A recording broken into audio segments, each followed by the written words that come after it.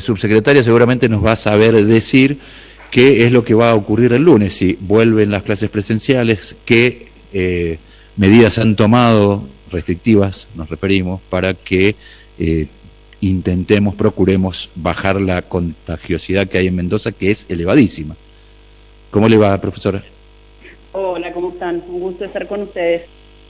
Igualmente. Bueno, el lunes volvemos a clase como lo estábamos haciendo el último viernes de la semana pasada, con el MEMU 77, es decir, toda la actividad del nivel inicial, inclusive los jardines maternales, va presencial, toda la actividad de primaria presencial, toda la actividad de secundaria presencial, adultos, educación artística, escuelas vocacionales artísticas, y toda la formación técnica en su parte teórica de los CCT también va virtual. Y se mantienen, por supuesto, en los lugares en donde se cumple estrictamente con el protocolo, en los CCT, la actividad técnica presencial cuando tiene que ver con los talleres. Es importante aclarar que volvemos en esas condiciones con los grupos tal cual los dejamos, o sea, con los mismos agrupamientos, las mismas burbujas, que es lo que comúnmente se dice, y con los mismos protocolos, extremando todo tipo de cuidados dentro de la escuela para poder tener presencialidad, Dios quiera que por muchas semanas.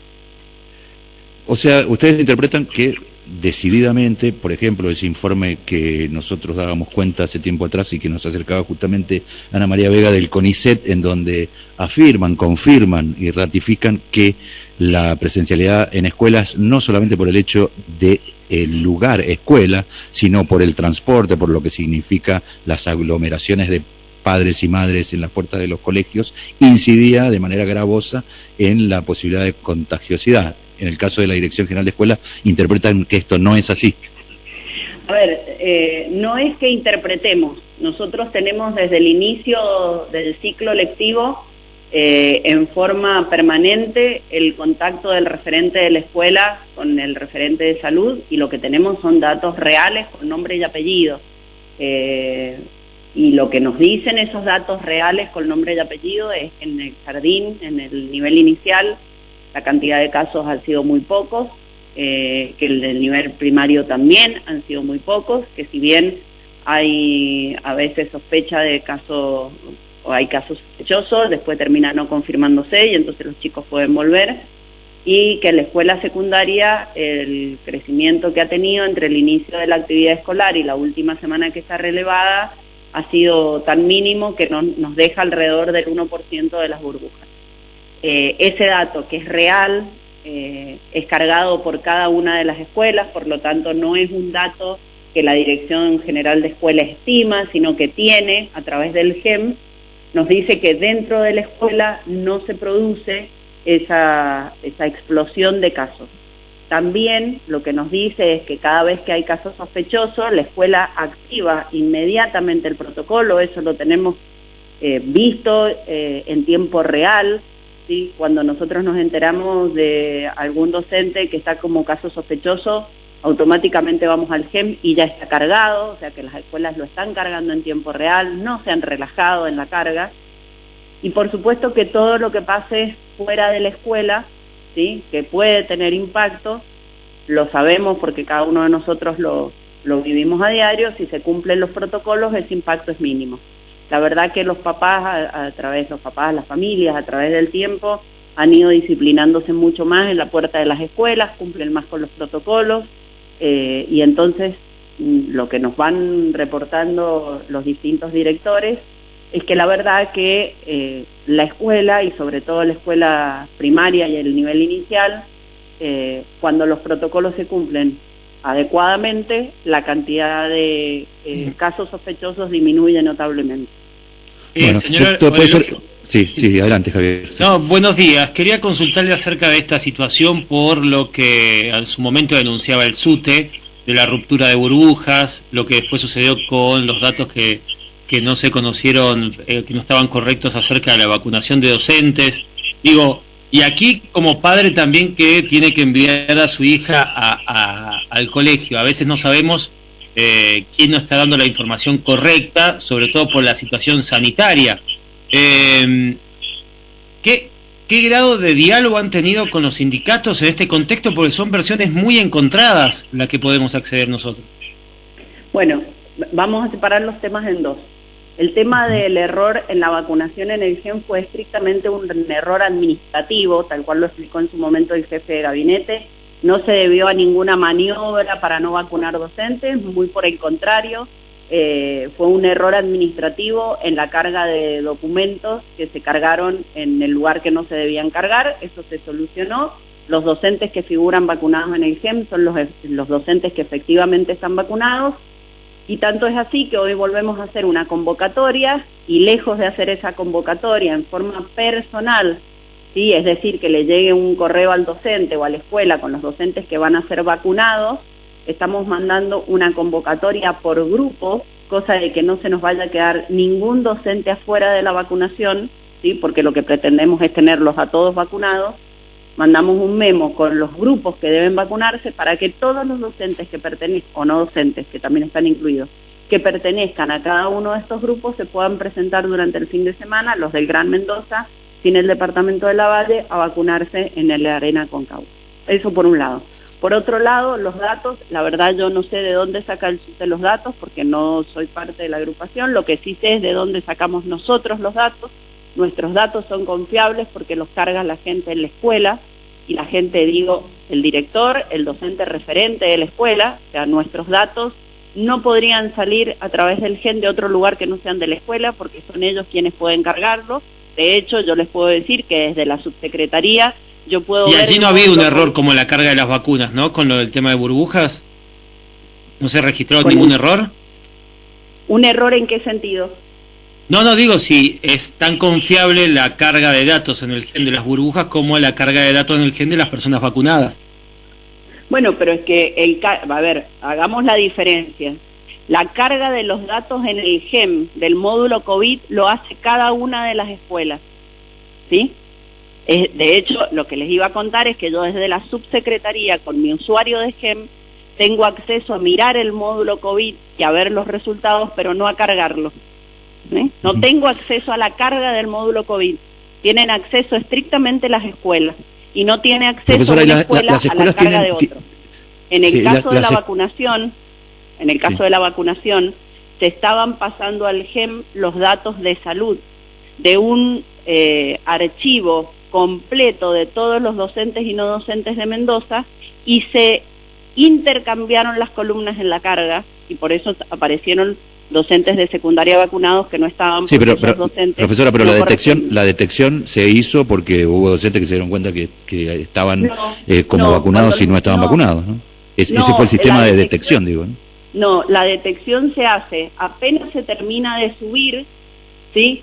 Cuando después de hacer la carga, se revisa, se toman casos testigos, se revisan, ahí se dan cuenta que están, y se revisan con gente conocida, que es la gente que uno tiene rápidamente los datos disponibles, se revisa y se empieza a trabajar en el error. Por supuesto, cada docente cuando ve que está el error, sale y dice que está el error, y sí, lo detecta también, pero el GEM lo detectó al instante cuando hace lo que se hace siempre, que es un muestreo para saber si los datos han quedado bien cargados. Bueno, y le preguntaba, ¿cada escuela tiene el arbitrio para decidir, por ejemplo, la matrícula? Si va una semana sí, una semana no, si una semana va a tener presenciales y otra semana va a tener virtual, ¿o eso lo definen desde la Dirección General de Escuela? No, la Dirección General de Escuela lo que definió es que la cantidad de alumnos que pudieran estar presenciales tenía que estar relacionada estrictamente con el espacio de las aulas, y entonces esa es una definición genérica para todas las escuelas. Cada escuela tuvo que medir las aulas, y de hecho en algunas escuelas a primer grado a una cantidad de chicos distinto a la de segundo, porque las aulas son distintas. Y lo que se les pidió y con el déficit que hay, discúlpeme, con el déficit que hay en conectividad en Mendoza, que es altísimo, ¿han podido resolver algo? Resolver en el sentido de generar más conectividad, no, porque no podemos generar más. O privilegiar a aquellos chicos que no tienen conectividad para que ellos asistan a las clases presenciales y digamos, hacer esta discriminación.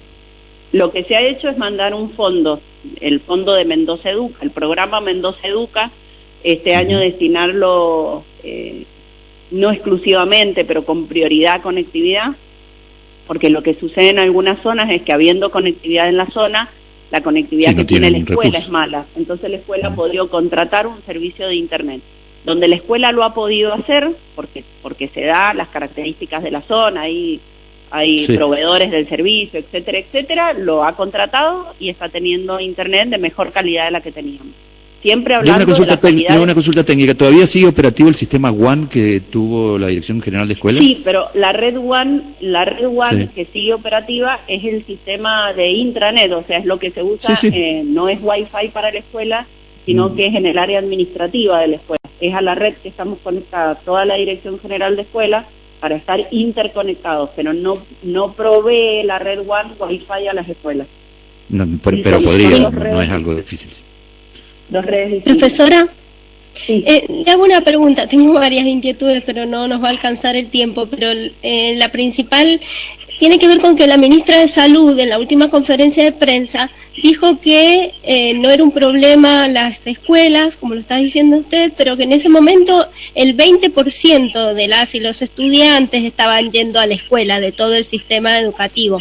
La pregunta es, ese 80% que no iba, ¿fue porque tuvo que aislarse por sospechas de contagio? Y de ser así, ¿qué sentido tiene sostener discursivamente una presencialidad que en la realidad no se está dando porque permanentemente se están aislando burbujas en un contexto de un sistema de salud absolutamente colapsado, donde el sistema educativo podría hacer un aporte al sistema de salud acompañando en la baja en la circulación de la gente, y eso último es de mi opinión. Bueno, la verdad que no escuché a la ministra con respecto al 20 y al 80, lo que sí les digo es cómo está funcionando la escuela. La escuela está distribuida en la matrícula total, ¿sí? Y hablo de la matrícula total porque hay escuelas que han podido dividir 50 y 50 de sus alumnos, 50% en cada semana, y otras escuelas que no, y otras escuelas que sus alumnos van todos los días porque el espacio lo permite.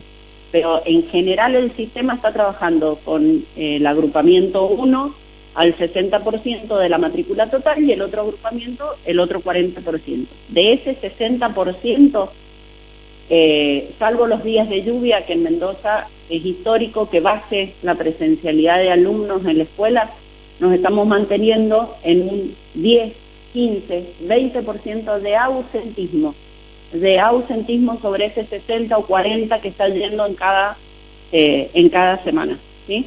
El día que hace frío sabemos que los más chiquitos faltan más, o sea, el resto del ausentismo se está dando como se da en un año normal. Con respecto a si vale la pena mantener la presencialidad, digo siempre sí, porque cuando nosotros tenemos, y lo hemos mostrado esta semana, el aporte, como bien lo marcás, esta semana en que todo se ha cerrado, la escuela ha pasado a la virtualidad, porque entonces nos aseguramos de que el chico que no está yendo a la presencialidad tampoco va al club, tampoco circula, tampoco tiene actividad social. Porque si vamos a resignar la escuela, pero no vamos a resignar la actividad social, entonces me parece que en la cuenta nos va a dar negativo en el futuro, ¿sí? Y no tiene que ver con la salud, porque la salud está primero, y cuando la salud está primero, como esta semana que el gobernador decidió que las medidas del gobierno nacional eran adoptadas por Mendoza, la escuela también se fue a la virtualidad. Ahora, claro, pero el sistema de salud no se ha aliviado y no podemos volver el lunes como si todo fuera igual. Bien. No es, la verdad, yo no te puedo decir si se alivia o no se alivia, no me compete opinarlo y no me compete, además, no tengo la información para decirlo. Si se ha aliviado a ver, profesora, yo entiendo que desde la Dirección General de Escuela puedan tener esta cifra, pero también ustedes miran, ayer murieron 40, o se contabilizaron 42 muertes en Mendoza, que esto se eleva, está muy por encima de la media nacional, no es un tema menor, ni un tema ajeno. Pero quiero que entiendan que esa no es una decisión, ¿sí? No, el gobernador es quien toma las decisiones a nivel general. Yo puedo contestar por la Dirección General de Escuelas y por tanto les digo que mientras otras actividades sociales, sociales, deportivas, estén abiertas, la escuela coincidimos debería tener presencialidad. Cuando se va todo, como esta semana, ¿sí? Se hace una restricción fuerte, la escuela acompaña la restricción fuerte y nos vamos a la virtualidad. Bien. Los casos de docentes, tanto de contagio como de muerte, no son cifras para preocuparse. Dentro de las que se den dentro de las escuelas no, y en general con respecto al porcentaje que representan de la totalidad de casos en la provincia, tampoco. No. Profesora, pero ¿cómo sabemos si se contagió dentro de la escuela o no? Porque el año pasado no se contagiaban de COVID prácticamente las y los docentes, y hoy sí se contagian y mueren. No, ese dato no es real. Ese dato no es real. El año pasado también se contagiaban docentes. ¿Y por qué lo podemos decir? Por las licencias de artículo 45 que tenemos del año pasado. O sea, decir que los docentes se contagian solo porque la escuela está abierta no es solo por eso, pero me encantaría tener esos datos, se los voy a pedir y después los vamos a compartir, saber cuántas y cuántos docentes el año pasado se contagiaron de COVID y cuántos se contagiaron este año, porque creo que es un dato interesante para tomar decisiones en política pública, ¿no? Tal cual, sí, efectivamente. Buenísimo. Todos los datos con los que contamos nos ayudan a tomar una mejor decisión de que si no los tuviéramos. Por eso insisto que además, y esto es muy importante porque no es un dato menor, ¿sí?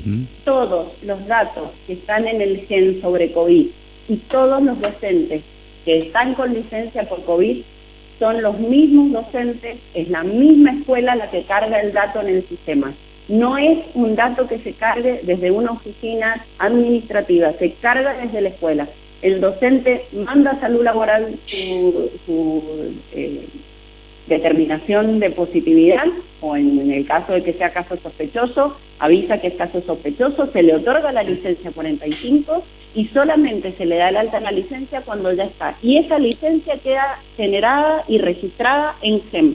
Por lo tanto... La última pregunta, ¿por qué no se registra más en el sistema nacional que había y que también se registraba en el GEM? ¿Por qué se decidió desde la provincia cambiar eso? Porque Mendoza hizo un convenio con la Nación y los datos al sistema Cuidar se cargan directamente desde GEM. O sea, se hace el paso, no me pidan la palabra... O sea, la escuela lo hace directamente. Claro, el GEM provee a Cuidar ahora directamente de lo que cargan los directores. Entonces, eso permite que la gente en la escuela no tenga que cargar 2 veces el mismo dato y nos asegura que en Cuidar esté todo lo que está en GEM, porque en GEM estamos seguros que está todo lo que pasa en la escuela. Bueno, le agradecemos mucho, profesora Graciela Orelogio, subsecretaria de Educación de la Dirección General de Escuela. Ha sido absolutamente clara y contundente y ojalá, en verdad, decimos que con lo de la presencialidad no se amplíe esta situación que estamos atravesando en Mendoza. Le agradecemos mucho. Gracias a ustedes, siempre es un gusto. Que estén muy bien. Muchas gracias.